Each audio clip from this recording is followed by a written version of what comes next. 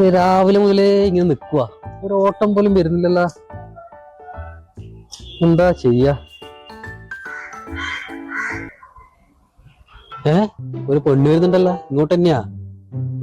മാനസ നിലയിൽ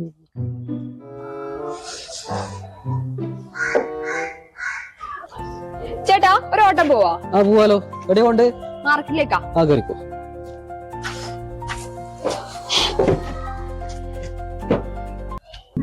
അയ്യോ ചേട്ടാ, ഒരു മിനിറ്റ്, എനിക്കൊരു കോൾ ചെയ്യാനുണ്ട്.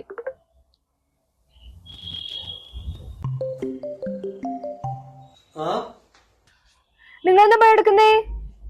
ഞാൻ ക്രിക്കറ്റ് ആണോ? നിങ്ങൾ വേറെ കിച്ചണിലേക്ക് പോയേ.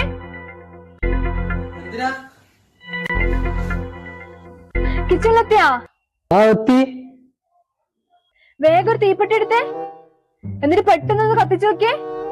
അത് തീപ്പെട്ടി എവിടെ വെച്ചത്? ആ സ്റ്റൗവിന്റെ അടിയിലുണ്ട്. കിട്ടിയാ? കിട്ടി. എന്നാ ഒന്ന് കത്തിച്ചു നോക്കിയേ.